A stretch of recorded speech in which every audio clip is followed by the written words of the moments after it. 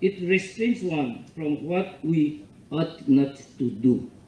So all these benefits are there. So we consider ourselves very fortunate, Gurjit, to have you among ourselves, and I think we'll be immensely benefited by your thinking and your guidance. So with this, Honorable Chief Minister Sir, Honorable Ministers, and my colleagues, I welcome you. Thank you. Thank you, sir. We would now like to felicitate our esteemed guests on the dais. We would now felicitate Honorable Chief Minister of Assam, Dr. Himanta Biswa Sarma, of Assam, Shri Pawan Kumar Barthakur, to kindly do the honors.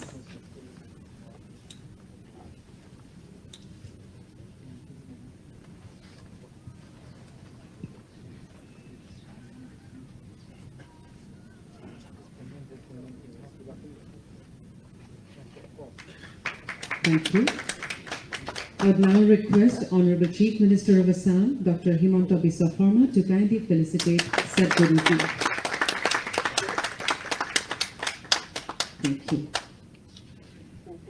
I would now request Honorable Chief Minister of Assam, Dr. Himanta Biswa Sarma, and Sadhguruji to kindly light the ceremonial lamp for an auspicious beginning. I would also request Honorable Chief Secretary Assam, Shri Pawan Kumar Barthakur, to kindly join them.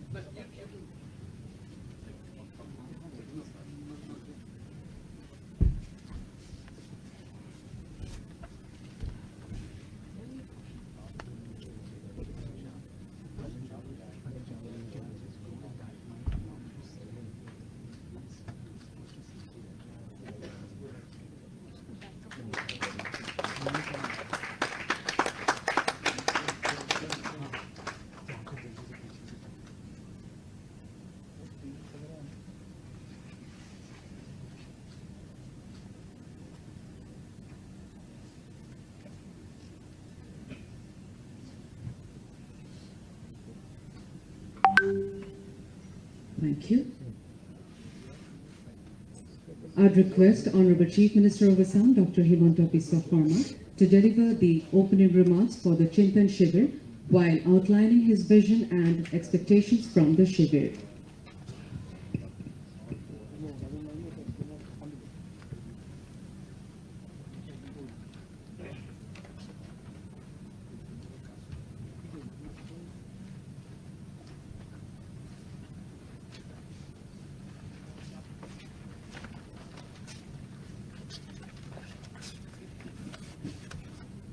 Most revered Sadhguruji, অসম মন্ত্ৰী সভাৰ সন্মানীয় সদস্যসকল, অসম চৰকাৰৰ উচ্চপদস্থ বিষয়াসকল। আজি আমাৰ ৰাজ্যৰ ইতিহাসত প্ৰথমবাৰৰ বাবে অসম চৰকাৰৰ মন্ত্ৰীসভাৰ সদস্যসকল আৰু আমাৰ বিষয়া যিসকলে বিভিন্ন বিভাগক হেড কৰি আছে বা বিভিন্ন বিভাগক পৰিচালনা কৰি আছে, আমি আটাই লগ হৈ 3 দিনৰ বাবে অসমৰ বিকাশ যাত্ৰাৰ এটা ৰোড মেপ বনোৱাৰ উদ্দেশ্যে আমি ইয়াত সমবেত হৈছোঁ।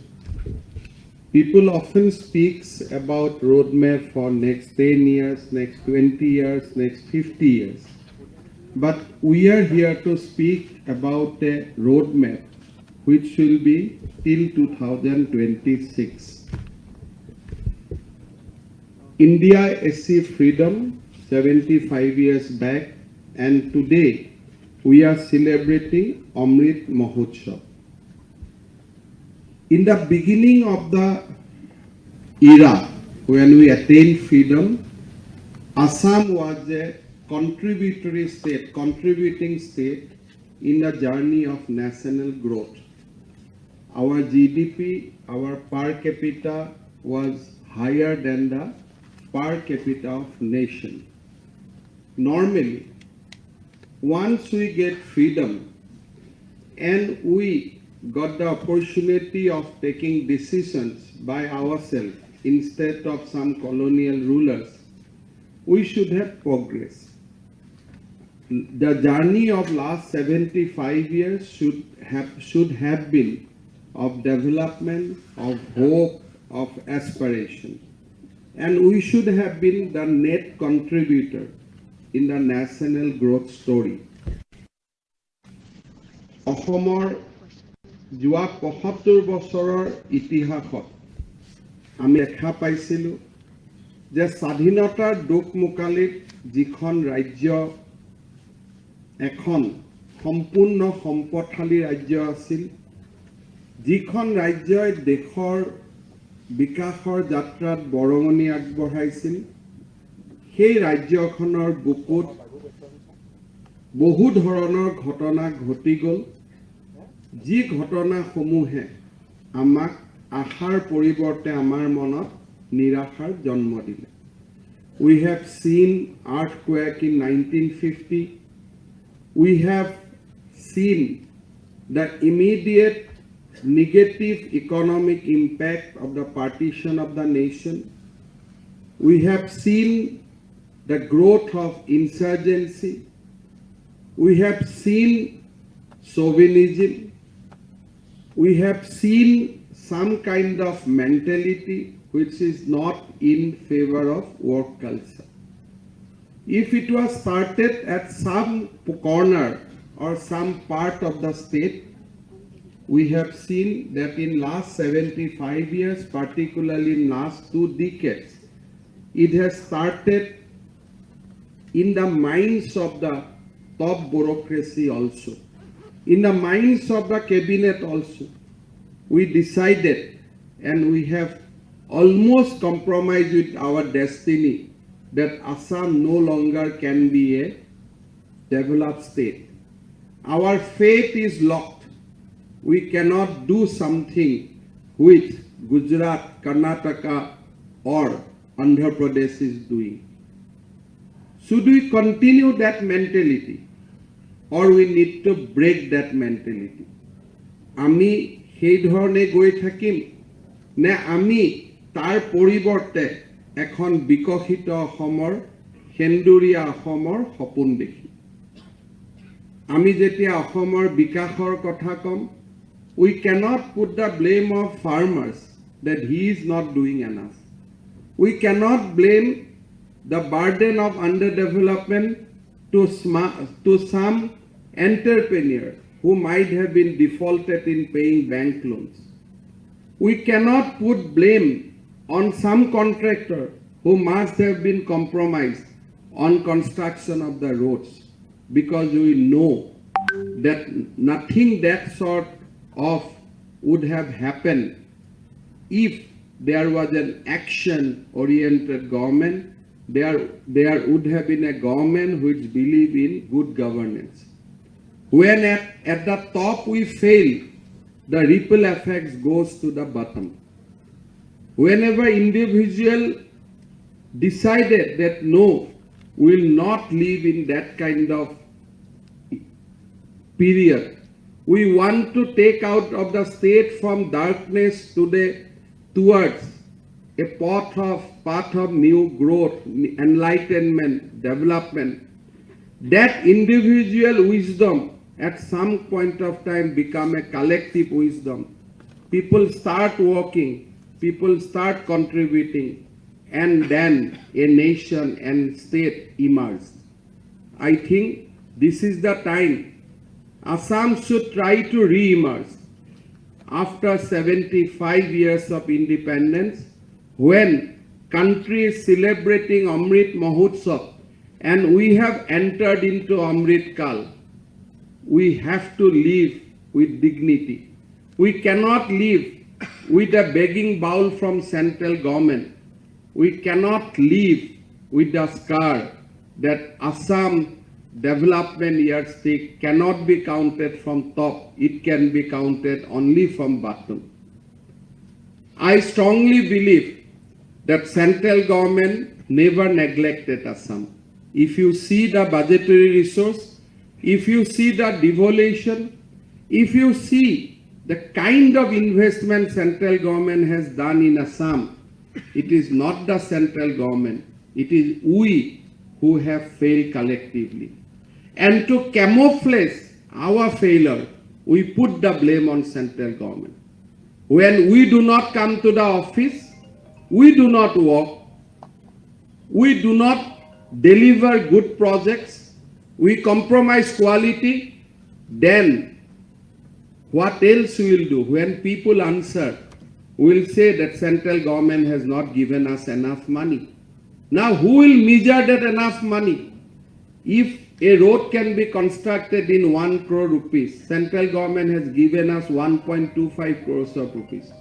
We did not monitor during the time of construction. We fail as a government. Then later on, let us put the blame on central government, that central government has not given us 2 crores. They have given just 1.25 crores. I think we have to go out of that period. We have to take the state to a newer height. Pradhanmantri Narendra Modi Dangoriai মোক পৰামৰ্শ দিছিলে that there should be a concrete discussion amongst the bureaucrats and ministers. Why files do not move? Who obstruct? Why we do not monitor projects? Why we don't travel to district? What is the issue? Why in Assam the projects turnaround time is if it is in other state it is 6 months, why in Assam it is 2 years? What is the bottleneck? What is the issue? You discuss and you remove everything. অসমৰ উন্নয়ন আৰু বিকাশৰ বাধা কৰে আমি কি কাম কৰা নাই যি বেলেগ ৰাজ্যই কৰিব পাৰিছে This is the time in next 3 days we will deliberate among ourselves and we will go out from this place with better understanding and with a better roadmap what we need to do. Not for next 10 years, because whenever we say that vision for 10 years, we know that we will not be in the office of the next 2 years. We will not be there in the same post after 5 years. So vision remains vision because we know that we do not have to contribute on that vision. When after 10 years somebody will ask why this vision has failed, we will not be around to answer. Some poor sap will be there who will say, sir, I have just joined 6 months back. 6 months ago, I don't know what has happened in 9.5 years. So we need a vision which comes with accountability, which comes with responsibility. So in this hall, we are going to decide what is our vision to in the immediate future, that is up to 2026. Just to give an example, today Assam GDP, we are number 17. 16 is Punjab, 15 is Bihar. Can we defeat or can it is expected from us that we will work to make Assam GDP, to take Assam GDP at least to number 15 in next 3 years, which is not a very tough call if we continue to grow at a speed 14 to 15% per annum. But for that, every bureaucrat has to work, every minister has to work. The project turnaround time has to be much faster. The new source of revenue has to be identified. The banks has to perform. A sense of confidence has to be created among masses. And I believe this is possible. Some MMR and IMR, we are just behind 2-3 points than the national average. Can we turn it around in next 3 years? So there are many indicators which can be changed in next 2 to 3 years if we work collectively, if we work resolutely. Some decision we have to take. When we talk about women welfare, child welfare, it is a collective effort, not of one department.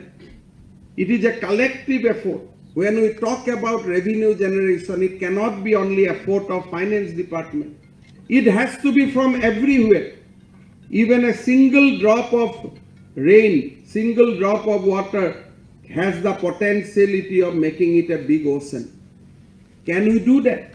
Even cutting expenditure, cutting luxuries of our offices, luxuries of our life, that also make our coffer enriched.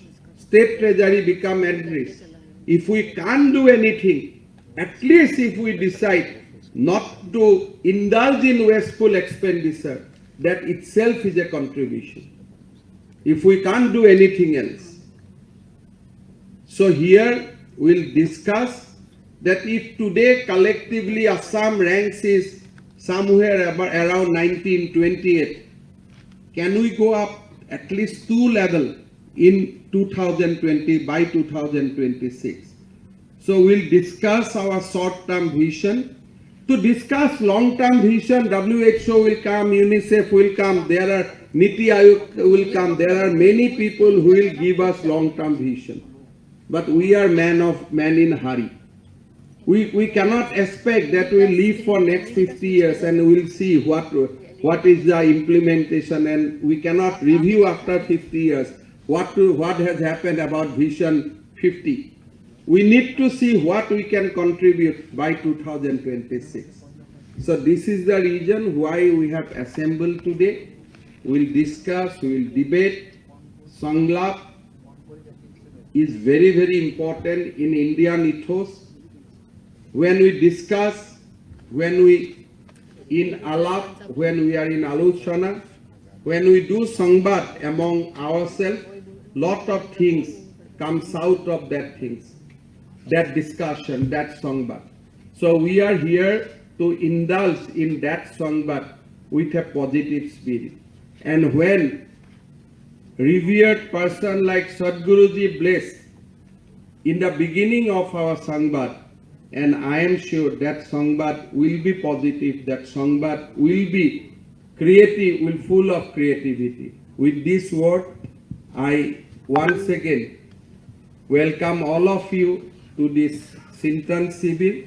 This Shibir is not my idea.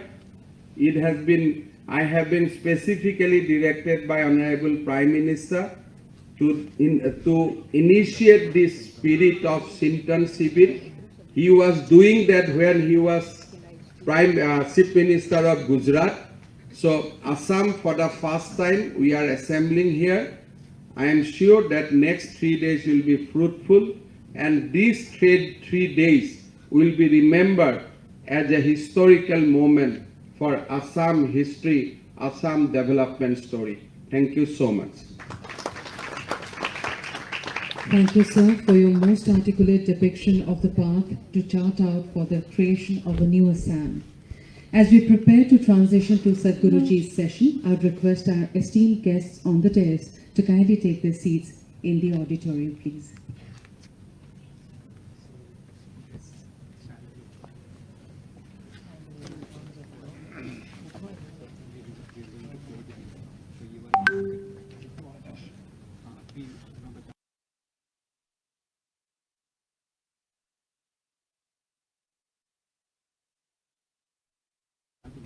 Thank you.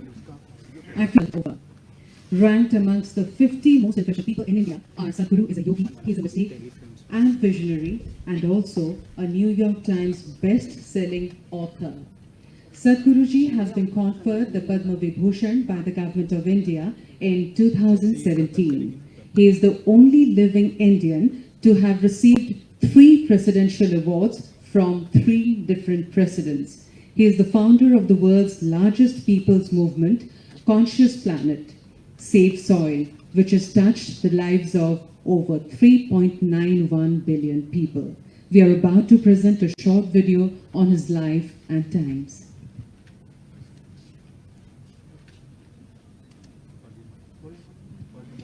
Who has a devoted following across India and indeed around the world. While yoga and meditation are at the core of his teachings to promote individual growth, the work of the foundation covers conservation, education and health, and you'll find him astonishingly pragmatic on a range of very modern-day problems. Let's meet Sadhguru. We have the necessary resource We have the necessary capability, we have the necessary technology to address every human problem on the planet. But the only thing that is missing is consciousness. We started a mass campaign and 6 years I spent planting trees in people's heads. That's the most difficult terrain, believe me. And now in the last 6 years, we've been transplanting it, and that's happening much more easily. Action for Rural Rejuvenation is mainly aimed at rejuvenating the human spirit.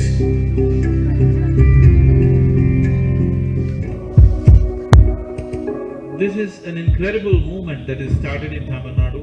We want to see that this happens to the whole country and revitalizing rural societies. English and computer skills are very essential to make these children come out of the hopeless economic and social pit they are in. Whatever the nature of your business, ultimately, it is all about human well-being. Isha Foundation, a non-religious, non-profit public service organisation headquartered in southern India. We've engineered the outside world in so many ways, but we've done nothing about this one. If you want to know well-being, in is the only way out. An incredible rally starting from Kanyakumari, reaching up to the Himalayas with the sole purpose of rejuvenating India's rivers. We are also launching another campaign called Kaveri Calling. This 83,000 square kilometers of Kaveri basin. We want to bring it back, at least 1/3 of it, back into some kind of green. All of us come from the same soil. All of us eat of the same soil. All of us die and go back to the same soil. The soil is a unifying force. Soil is not our property. It's a legacy that's come to us from previous generations, and we must pass it on as living soil for future generations. We are launching a campaign called Youth and Truth in the month of September. Youth and Truth, Unclever Sadhguru, ask whatever you want. This precious life, where are you going to invest it? What is it that will be worthwhile today and worthwhile after 50 years? You invest your life into that. If you have to describe yourself in one word, would you consider wildlife as 2 words or 1 word?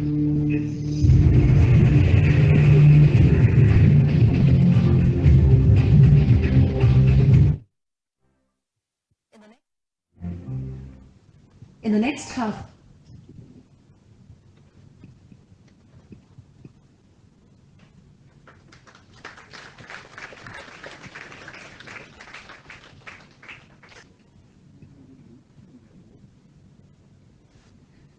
Well, what a remarkable personality we have in our midst today, our most respected Sadhguruji. It is indeed a rare privilege. Ladies and gentlemen, I now would like to introduce a topic which is extremely important and contemporary: Conscious Planet. Save Soil is a global movement launched by Sadhguruji to address the soil crisis by bringing together people from around the world to stand up for soil health and supporting leaders of all nations to institute national policies and actions towards increasing the organic content in cultivatable soil. Sadhguru rode 30,000 kilometers from London to Kaveri in 100 days, having 691 events in 27 countries. The movement has reached 3.91 billion people across the world, making it the world's largest people's movement. We will now watch a short video which highlights the science behind why our soil is on the verge of extinction and the urgent need for us to come together to save soil. We are talking about climate change, carbon emissions, and global warming and but we are not addressing soil. Soil is the habitat upon which zillions of lives thrive. Once there is no richness in soil, then you have forsaken the planet in many ways. Every responsible scientist in the world and the UN agencies are clearly saying we have only 80 to 100 harvests left. That means approximately 45 to 50 years of agricultural soil left on the planet. By 2045, we will be producing 40% less food than what we are producing right now, and our population will be 9.3 billion people. The food shortages that could manifest in the next 25 years, the consequences of that is unimaginable. Civil wars will unfold across the world once there is food shortage. What we are facing now is soil extinction. Why is soil becoming extinct? Where is it?